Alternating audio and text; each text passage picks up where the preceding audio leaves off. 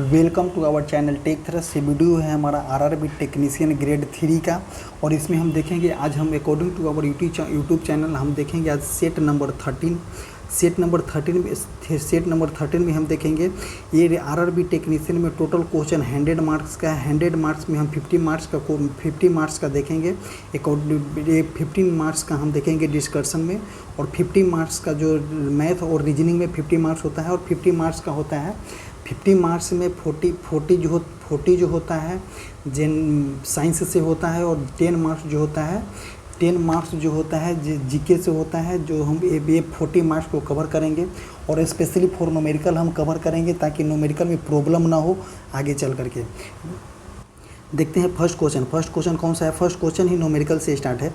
Question number 6 बर्फ़ और कांच के अपवर्तनांक। बर्फ़ और कांच का अपवर्तनांक पहले दिया हुआ है, तो बर्फ़ का अपवर्तनांक कितना हुआ है 1.31 दिया हुआ है, और अपवर्तनांक ऑफ ग्लास कितना दिया हुआ है 1.52 दिया हुआ है।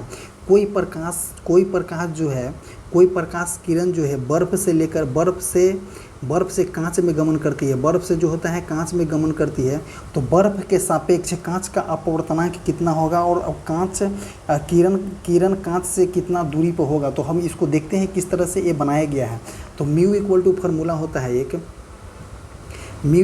फार्मूला होता है सापेक्ष पूछ रहा है, तो बर्फ़ के सापेक्ष बर्फ़ का गलनांक, बर्फ़ का अपवर्तनांक कितना हुआ है 1.31 हुआ है, पानी का कितना है 1.52 है। तो किसके सापेक्ष, जिसके सापेक्ष करता है वो नीचे आ जाएगा। तो बर्फ़ के सापेक्ष जो होता है पानी, बर्फ़ देखिए क्वेश्चन में दिया है बर्फ़ से कांच में गुजरता है, तो बर्फ़ के सापेक्ष कांच का अपवर्तनांक पूछ रहा है। तो बर्फ़ के सापेक्ष कांच का अपवर्तनांक कितना हो जाएगा, तो जिसको पूछ रहा है उसको 1.52 ऊपर हो जाएगा, अगर सापेक्ष हो जाएगा तो नीचे हो जाएगा। तो कितना होगा 1.52, इसको कैलकुलेट करने पे आंसर हो जाएगा 1.16। अब जब 1.16 होगा, इसको कैलकुलेट करने पे जब 1.16 होगा, तो और क्या पूछ रहा है, कि बर्फ़ से कांच में होता है, तो बर्फ़ क्या हो जाएगा, बर्फ़ हो जाएगा विरल माध्यम। बर्फ़ एक प्रकार का पानी ही है, तो बर्फ़ का जो विरल माध्यम हो जाएगा। कांच जो है संघन माध्यम जो होता है। जब कोई प्रकाश की किरणें विरल माध्यम से संघन माध्यम में आता है, तो अभिलंब की ओर झुक जाता है। किधर झुक जाएगा, अभिलंब की ओर झुक जाएगा।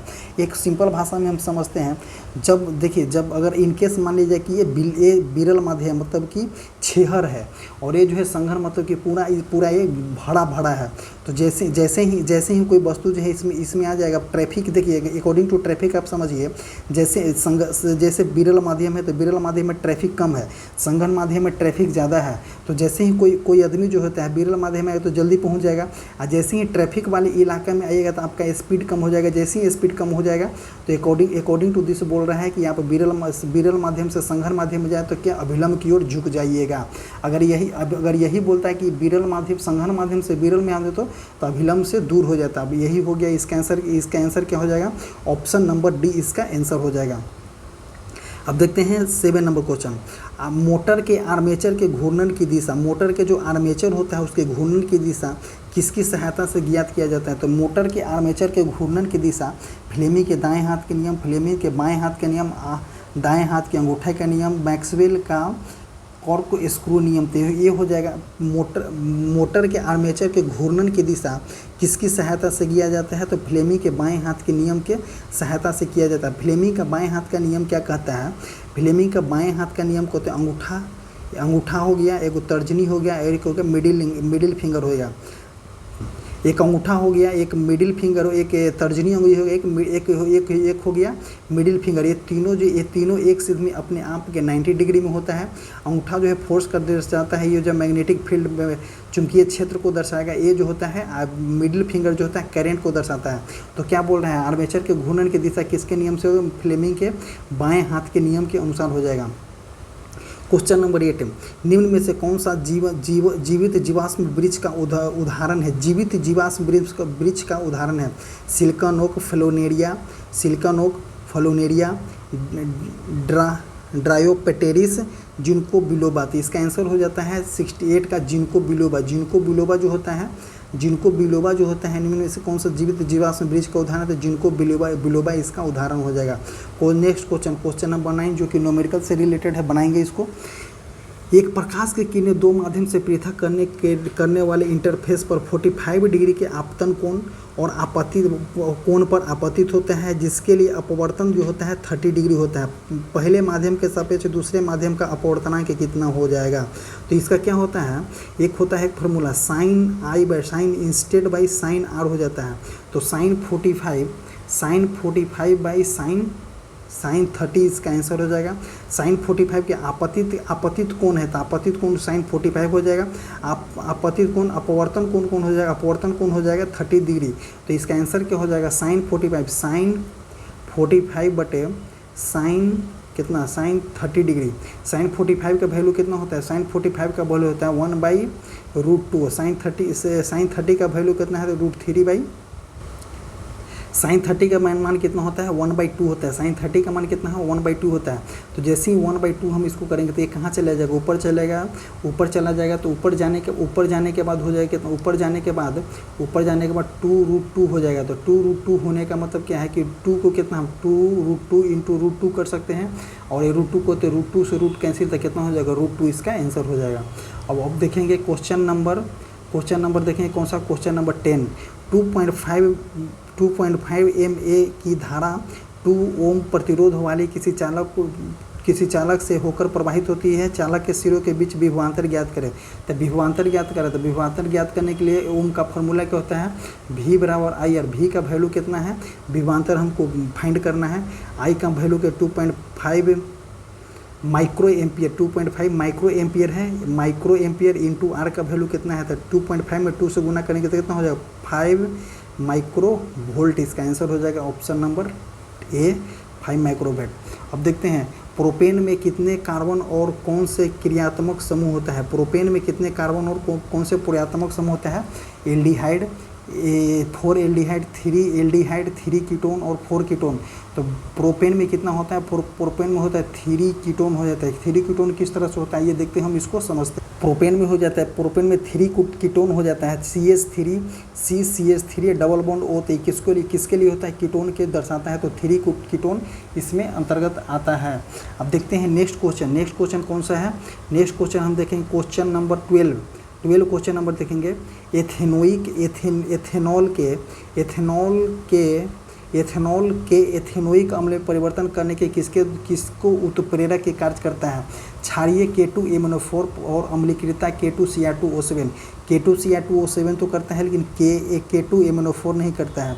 अम्लीयता K2Cr2 और क्षारीय KMnO4, अम्लीयता K2Cr2O4 और क्षारीयता KMnO4। तो पहले क्या हो जाएगा, क्षारीयता हो जाएगा KMnO4 और अम्लीयता कितना होता है, K2Cr2O7 होता है। ऑप्शन नंबर कितना हो जाएगा, option number B. Next question देखते हैं। नेक्स्ट क्वेश्चन, निम्नलिखित में कौन से विस्थापन अभिक्रिया है। विस्थापन अभिक्रिया कौन है, विस्थापन अभिक्रिया क्या होता है, जैसे कि देखिए ऑप्शन नंबर 2 में जो है विस्थापन अभिक्रिया है, जो एक Fe के साथ SO का SO4 विस्थापन हो रहा है, और Cu के साथ Cu जो अलग होता है, विस्थापन अभिक्रिया हो जाएगा ऑप्शन नंबर 2 जो होता है विस्थापन अभिक्रिया। तो ऑप्शन नंबर इसमें हो जाएगा सी। अब देखते हैं नेक्स्ट क्वेश्चन क्या है। 54वां अंतर्राष्ट्रीय फिल्म महोत्सव 2023 का आयोजन कहाँ किया गया है, जिसमें भारतीय सिनेमा में विशेष योगदान के लिए माधुरी दीक्षित को अवार्ड से सम्मानित किया गया। तो 54वां अंतर्राष्ट्रीय फिल्म महोत्सव कहाँ में आयोजित किया गया है, गोवा में आयोजित किया गया है। अब देखते हैं next question 20 number. Indira Gandhi शांति पुरस्कार 2023 से सम्मानित डैनियल बेरेनबोई किस वाद्ययंत्र से संबंधित है। तो इंदिरा गांधी शांति पुरस्कार 2023 में पाने वाले जो कौन थे, डैनियल बेरेनबोई, वो जो है पियानो से संबंधित है। नेक्स्ट क्वेश्चन देखते हैं। नेक्स्ट क्वेश्चन देखें, क्वेश्चन नंबर 26 है। पक्षियों से पौधे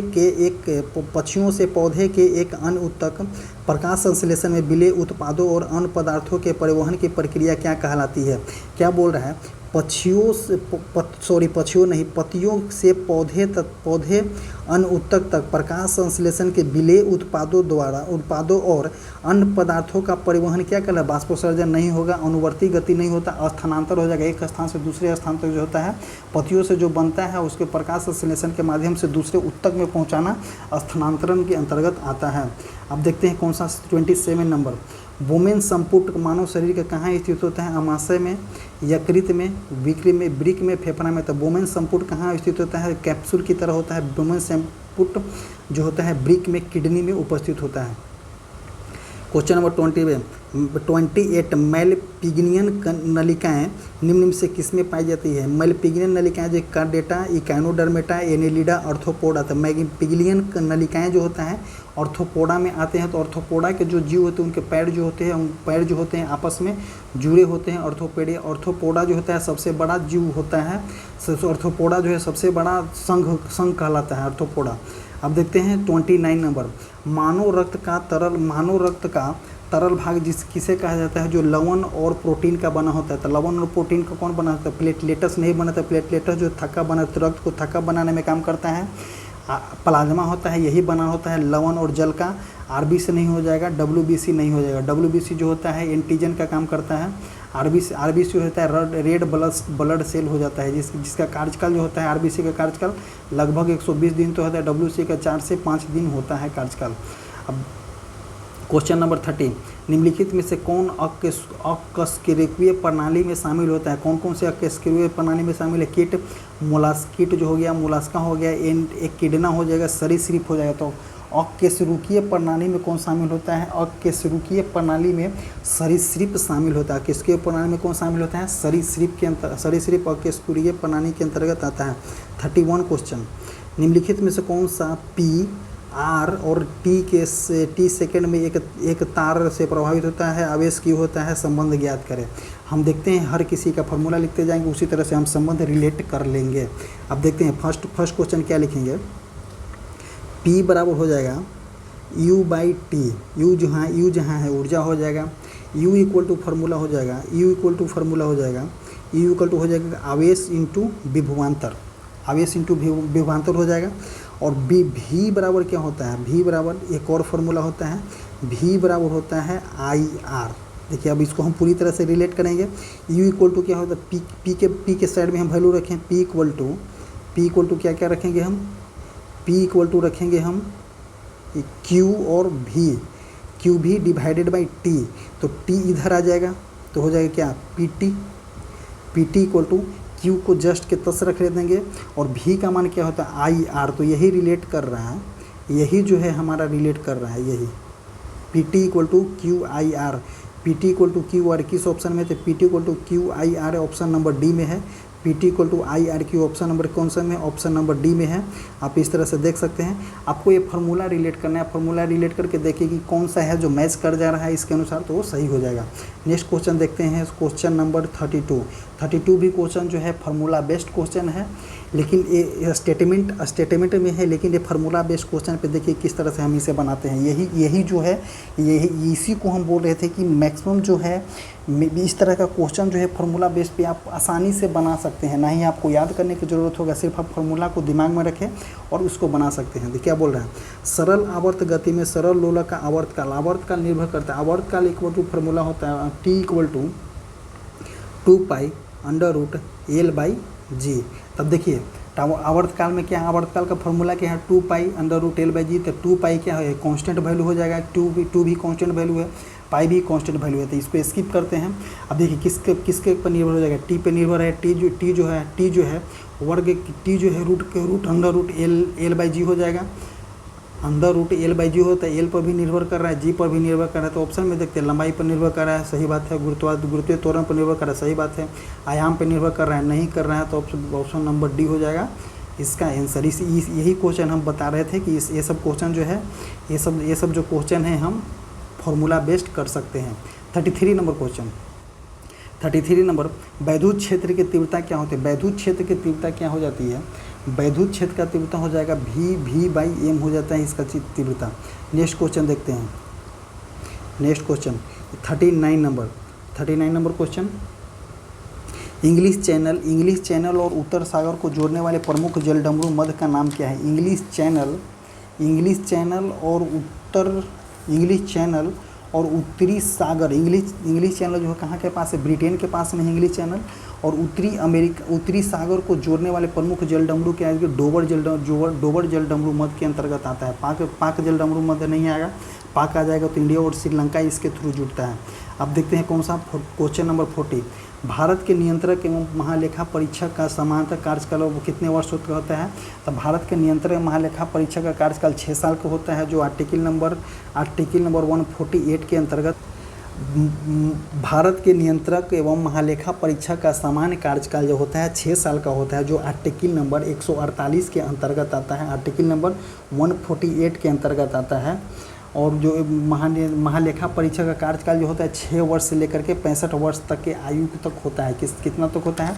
6 से 65 वर्ष की आयु तक होता है। और आर्टिकल नंबर 148 के अंतर्गत आता है। आर्टिकल नंबर 148 भारत के नियंत्रक एवं परिलेखा नियंत्रक एवं महालेखा परीक्षक का है। अब देखते हैं क्वेश्चन नंबर 46। निम्न में से कौन सा टीन आधारित मटेरियल है? टीन आधारित मिश्र धातु है। कौन सा टीन आधारित? मेलनटोन, ब्रॉन्ज, गन मेटल। इसका कौन सा आंसर हो जाएगा? Height metal.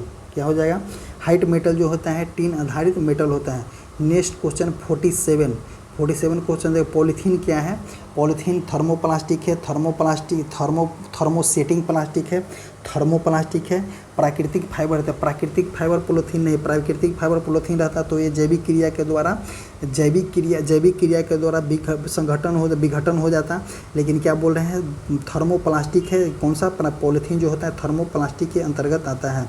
अब देखते हैं क्वेश्चन नंबर 48 नंबर क्वेश्चन का आंसर हो जाएगा बी। ये जो है इस स्क्रीन पे पॉसिबल नहीं है बनाना, हम इसको बाद में देखेंगे कभी। अब देखते हैं 49 नंबर। एस ऑर्बिटल में अधिकतम कितने इलेक्ट्रॉन रख सकते हैं? तो क्या होता है? 1s2 2s2। तो एस ऑर्बिटल में कितना इलेक्ट्रॉन रख सकते हैं हम? अधिकतम 2 इलेक्ट्रॉन। तो कितना ऑप्शन हो जाएगा? कितना? 2। Oral 50 number. ओरल सबयूकस फाइब्रोसिस बीमारी, जो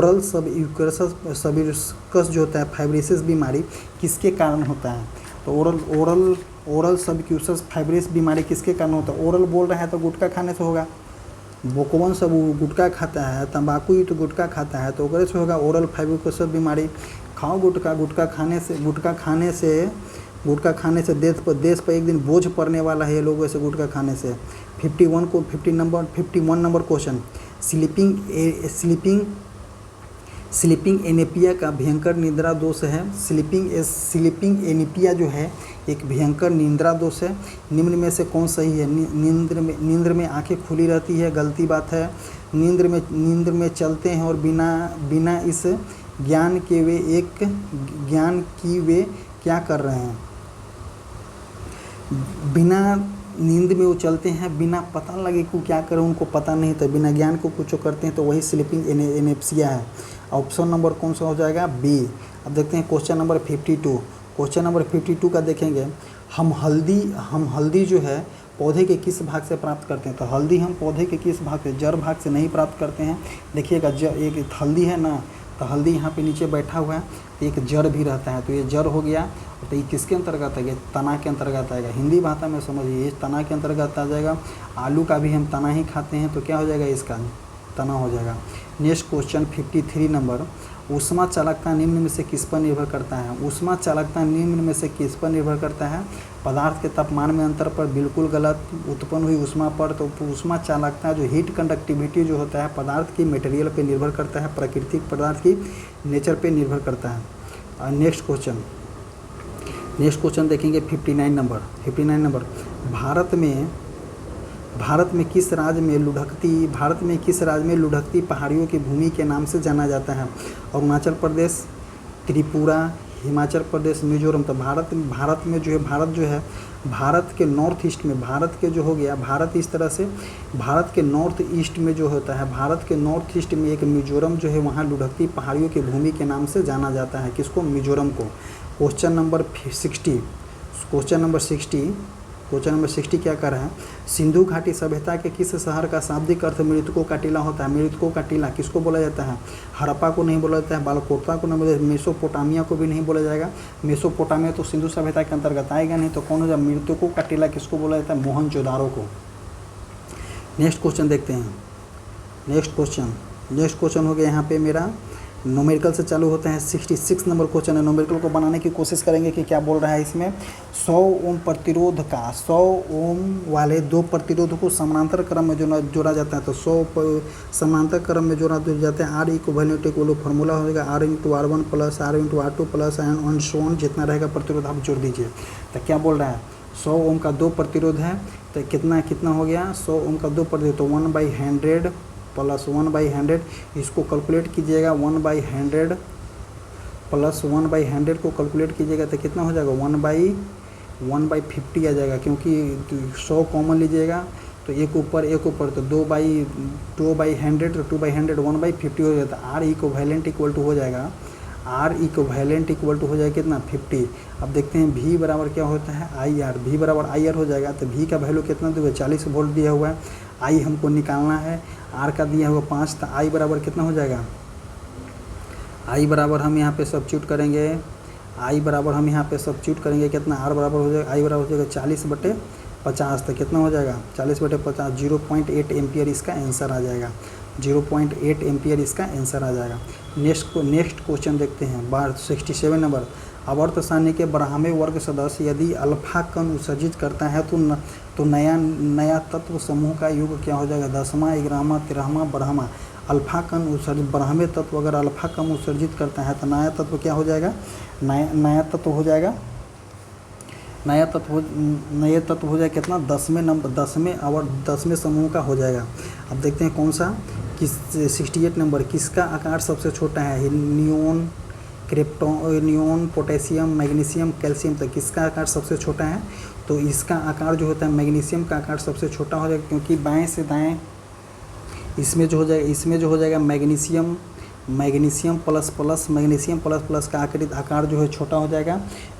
नियोन का परमाणु त्रिज्या कितना, 154, क्रिप्टॉन का 134 pm, मैग्नीशियम का 32 pm, तो सबसे कम किसका हो जाएगा, मैग्नीशियम का हो जाएगा। 69 नंबर हम देखते हैं। मानव जातीय पर्यावरणीय प्रदूषक क्या कहलाता है, परजैविक, परजैविक का प्रतिजैविक तो ऐसे काट दीजिए, नहीं होगा। एल्नेजेसिक और होमिलियन, तो होमिलियन इसका आंसर हो जाएगा। मानव जाति पर्यावरणीय प्रदूषक मैन मेड पोपुलेंट क्या कहलाता है, ह्यूमुलिनेशन कहलाता है। 70 नंबर क्वेश्चन, 70 नंबर, निम्न में से किस समूह के जीवों को डूबने से हुई मृत्यु का पता लगाने में महत्व देता है। निम्न में से किस समूह के जीवों का डूबने से हुई मृत्यु को पता लगाने में महत्व देता है, तो कौन हो जाएगा, लाइकेन हो जाएगा, साइनोप जीवाणु हो जाएगा, प्रोटोजोआ हो जाएगा, डाइटम हो जाएगा। इसका आंसर क्या हो जाएगा, इसका आंसर हो जाएगा डाइटम जो होता है डूबने से जो होता है, किसी समूह को जीवों को डूबने से हुई मृत्यु को पता लगाने में किसका उपयोग करते हैं, डाइटम का यूज किया जाता है। नेक्स्ट क्वेश्चन देखते हैं। Next question number 71 question number देखते हैं। ये क्वेश्चन पिछले भी वीडियो में बन चुका है। तुमको चुंबकीय क्षेत्र रेखाएं क्या कहलाती है, जो चुंबकीय क्षेत्र रेखाएं हैं वो क्या कहलाएगी, एक दूसरे को 45 डिग्री के कोण पर प्रतिच्छेद करती है। तो देखिए चुंबकीय क्षेत्र रेखाएं जो होता है एक दूसरे के पैरेलल चलती है। चुंबकीय क्षेत्र रेखाएं जो है एक दूसरे की पैरेलल चलती है, तो अब देखिए यहाँ पे बताते हैं। चुंबकीय क्षेत्र रेखाएं एक दूसरे के पैरेलल चलते हैं, और जब जो है एक दूसरे के पैरेलल चलेंगे तो कभी भी प्रतिच्छेदित नहीं करेंगे। तो जितना को ऑप्शन दिया है प्रतिच्छेदित करने वाला काटिए उसको, तो कितना 45 डिग्री को प्रतिच्छेद गलती हो जाएगा, 45 डिग्री पर प्रतिच्छेद करिए गलती हो जाएगा, 60 डिग्री पर गलती हो जाएगा, ये हो जाएगा। तो क्या एक दूसरे को कभी नहीं काटती है। क्वेश्चन नंबर 72 नंबर क्वेश्चन क्या कह रहा है, समुद्र तल की तुलना में अधिक ऊंचाई पर सांस लेना क्यों कठिन हो जाता है, क्योंकि क्या होता है, अधिक ऊंचाई जाने पर वातावरण का कम संघन हो जाता है और ऑक्सीजन की आपूर्ति कम जाती है, जिसके कारण कठिनाई लेना जरूरी होता है। कौन ऑप्शन नंबर किस में है, अधिक ऊंचाई पर वातावरण कम संघन होता है, ऑप्शन नंबर यही करेक्ट हो जाएगा। अब देखते हैं 73 नंबर क्वेश्चन। 20 वोल्ट के स्रोत से संयोजित एक विद्युत उपकरण के प्रति 5 सेकंड में 15 कूलम आवेश प्रभावित होता है, तो इसकी शक्ति क्या हो जाएगी। तो इस क्वेश्चन को बनाया जाएगा, न्यूमेरिकल है बनेगा। तो इसका शक्ति को P इक्वल टू फार्मूला क्या होता है, P बराबर फार्मूला एक होता है, P बराबर एक फार्मूला होता है U/T। U क्या हो जाता है, U एक ऊर्जा हो जाता है, U इक्वल टू फार्मूला हो जाएगा, U equal to formula QV। अब इसको अनुसार सब्स्टिट्यूट कर दीजिए, बन जाएगा, बन गया क्वेश्चन आंसर। अब देखते हैं क्या बोला है, P इक्वल टू QV/T, यहाँ हो जाएगा P equal to QV/T। Next देखते हैं, P इक्वल टू QV/T। अब इसको सब्स्टिट्यूट करेंगे, Q का वैल्यू कितना है 15 दिया गया है, और कितना 20 वोल्ट दिया गया है, और कितना सेकंड के लिए 5 सेकंड, 5 दिए 15 तो 30 दूनी कितना हो जाएगा 60 वाट, इसका आंसर आ जाएगा। कितना आ जाएगा 60 वाट, इसका आंसर आ जाएगा। नेक्स्ट क्वेश्चन देखते हैं, कौन सा 79 नंबर। भारत में पहला समाचार पत्र किसने शुरू किया था। जो पहला समाचार पत्र था किसने शुरू किया था, जॉन कैंपबेल, एडवर्ड मैलेटन, डार्क एरियन। तो जेम्स ए हिक्की जो था पहला भारत में समाचार पत्र चालू किया था। जेम्स हिक्की जो था सबला को सबसे पहले कौन, बंगाल गजट जो था, बंगाल गजट जो था 1780 में चालू किया था सबसे पहला। तो जेम्स हिक्की बंगाल गजट सबसे पहले 1780 में चालू किया गया था। अब देखते हैं नेक्स्ट क्वेश्चन नंबर 80। निम्नलिखित में से कौन सी जल संधि अंडमान और निकोबार द्वीप समूह को अलग करती है। 8 डिग्री चैनल, हिडेनबर्ग संधि, 9 डिग्री चैनल, 10 डिग्री चैनल। तो कौन सा हो जाएगा, अंडमान और निकोबार को अलग करने वाली 10 डिग्री चैनल जो होती है अंडमान और निकोबार को अलग करती है। अब देखते हैं नेक्स्ट क्वेश्चन। 9 डिग्री चैनल जो है लक्षद्वीप, 9 डिग्री चैनल जो है कवरवती और मिनिकॉय को अलग करती है। और 8 डिग्री चैनल मालदीव और मिनिकॉय, 8 डिग्री चैनल जो है मालदीव और मिनिकॉय को अलग करती है। 9 डिग्री चैनल जो है लक्षद्वीप और कवरवती को अलग करती है। अब इस देखते हैं नेक्स्ट क्वेश्चन देखते हैं। नेक्स्ट क्वेश्चन कौन सा है, नेक्स्ट क्वेश्चन देखते हैं। नेक्स्ट क्वेश्चन हो जाएगा 86 नंबर क्वेश्चन। 86 नंबर क्वेश्चन, निम्न में से कौन सा यौगिक गुड़ के किण्वन से बनता है। यौगिक गुड़ के किण्वन से कौन सा बन जाएगा, यौगिक गुड़ के किण्वन से कौन सा, एथेनॉल बनेगा। एथेनॉल जो है गन्ना से एथेनॉल बनता है ना। गन्ना से एथेनॉल बनाने की प्रक्रिया बिहार में पश्चिमी चंपारण में चालू की गई है। तो उसी तरह से देखते हैं गन्ना बनाने यौगिक गुड़ से कौन सा बन जाएगा, एथेनॉल बन जाएगा। 87 नंबर क्वेश्चन, एक दूसरे के अंदर चिपके हुए दो मग जो होते हैं, एक दूसरे के अंदर जो है एक चिपके हुए दो मग है को ठंडे पानी के उपयोग से आप कैसे अलग के, बाहरी मग पर ठंडे पानी डालेंगे, अंदर के मग पर ठंडे पानी में डालेंगे, दोनों मगों को ठंडे पानी में रखेंगे। ठंडे पानी का उपयोग से हमें अलग नहीं कर सकते हैं, नहीं, हम दो मगों जो है चिपके हुए हैं एक दूसरे के अंदर चिपके हुए ठंडे पानी डालने, दो मग एक दूसरे से चिपके हुए हैं। तो अगर हम जो अंदर के मग पे पानी डालेंगे, जैसे ही हम अंदर के मग पे पानी डालेंगे तो वो संकुचित होने लगा, संकुचित होकर क्या हो जाएगा, बाहर निकल जाएगा। क्वेश्चन नंबर 88, निम्न में से कौन सा संयोजन अभिक्रिया उदाहरण नहीं है। संयोजन अभिक्रिया उदाहरण नहीं है, बुझे हुए चूने का निर्माण, कैल्शियम कार्बोनेट का निर्माण, कोयले का जलना जो संयोजन अभिक्रिया ही है। हाइड्रोजन गैस और ऑक्सीजन गैस को जलना, ये भी संयोजन अभिक्रिया है। बुझे हुए चूने का निर्माण, ये भी संयोजन अभिक्रिया है।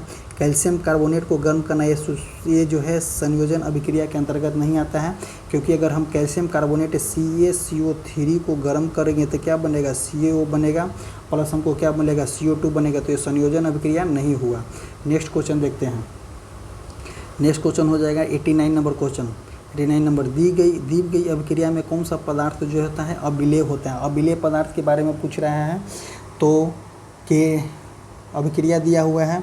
अबिलेय पदार्थ कौन था, 2K BaBr Ki BaCl2। ताकि अबिलेय पदार्थ के अवक्षेप के रूप में प्राप्त होता है। अबिलेय पदार्थ जो होता है अवक्षेप के रूप में प्राप्त होता है। अवक्षेप के रूप में कौन सा प्राप्त होता है, BaBl2, तो अवक्षेप के रूप में प्राप्त हो रहा है, तो कौन सा हो जाएगा, अबिलेय पदार्थ हो जाएगा। 90 नंबर क्वेश्चन, एक समजातीय श्रेणी के किसी तत्व को किसी कार्यात्मक समूह द्वारा प्रतिस्थापित किया जाता है तो क्या हो जाएगा, सोडियम, हीलियम, सल्फर, हाइड्रोजन। इसका आंसर हो जाएगा एक समजातीय श्रेणी के तत्व को किसी कार्यात्मक समूह के द्वारा प्रतिस्थापित किया जाएगा, इसका आंसर हो जाएगा हाइड्रोजन।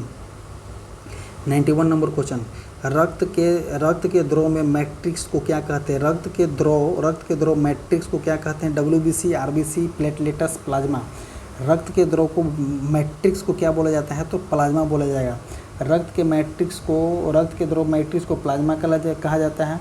रक्त के अंतरकोशिकीय मैट्रिक्स को प्लाज्मा के रूप में जाना जाता है। यह रक्त में जो होता है कितना 90% पानी होता है। यह रक्त में तरल भाग होता है जिसमें 91% पानी होता है, शेष लवण और प्रोटीन होता है। 91% पानी हो जाएगा, शेष लवण एवं क्या हो जाएगा? प्रोटीन हो जाएगा। नेक्स्ट क्वेश्चन देखते हैं 92 नंबर क्वेश्चन। 92 नंबर क्वेश्चन क्या बोल रहा है? 2 ओम, 3 ओम, 5 ओम प्रतिरोध वाले 3 प्रतिरोध को 1 V वोल्ट वाली बैटरी के साथ समानांतर किया जाता है तो 2 ओम प्रतिरोध से प्रभावित होने वाले धारा का मान ज्ञात करें। तो जब समानांतर क्रम में होता है तो धारा के मान होता है इक्वल और वोल्ट के मान होता है डिफर। जब समानांतर क्रम में होता है तो धारा के मान होता है इक्वल और वोल्ट के मान होता है डिफर। तो हम इसको अनुसार देखेंगे इसको, तो समानांतर क्रम में कौन है? 2 ओम, 3 ओम और 5 ओम। तो 5 3 8 2 10। R इक्विवेलेंट इक्वल टू क्या होता है? R श्रेणी क्रम में होता है तो R का वैल्यू होता है R1 plus R2 plus R3। तो कितना हो गया यहाँ पे? R1 R2 R3 कितना हो गया? 10 ओम हो गया। अब क्या बोला है? 4 श्रेणी क्रम 2 ओम प्रतिरोध से प्रभावित होने, तो यदि 2 ओम से प्रतिरोध से प्रभावित करे या टोटल से प्रभावित करे तो बात नहीं पड़ेगा। तो कहते एक फार्मूला है क्या? V बराबर IR। इस पर सब्स्टिट्यूट करेंगे V बराबर IR पे हम सब्स्टिट्यूट करेंगे तो V का वैल्यू कितना दिया हुआ है? V का वैल्यू तो हमको निकालना है ना जी। 10 इंटू R का वैल्यू कितना हुआ है? 10 दिया हुआ है। R का वैल्यू, I का वैल्यू कितना हुआ है? 4 एम्पियर। तक टोटल कितना हो जाएगा? 40 वोल्ट हो जाएगा। इसका आंसर 40 वोल्ट। ऑप्शन नंबर कितना हो जाएगा? डी। ऑप्शन नंबर क्या हो जाएगा? डी। अब देखते हैं 93 नंबर क्वेश्चन। 93 नंबर, निम्नलिखित में से कौन सा खनिज फसलों के कीटों को बचाने में सहायक होता है? तो फसलों को कीटों से बचाने में सहायक कौन था? पोटेशियम, कैल्शियम और मैग्नीशियम। ये जो होता है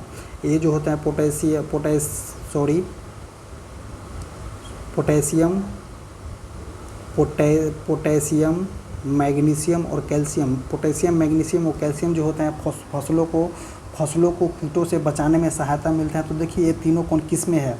potassium, calcium, magnesium. Option number कितना में है? ऑप्शन नंबर डी में है। इसका ऑप्शन नंबर कितना हो जाएगा? डी हो जाएगा।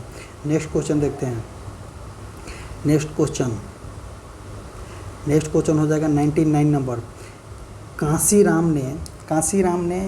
ने किस राजनीतिक दल की स्थापना किया था? जनता दल, यूनाइटेड, समाजवादी पार्टी का तो नहीं किया था। तो बहुजन समाजवादी पार्टी का कांसीराम ने स्थापना किया था। कब किया था? तो ये किया था कब?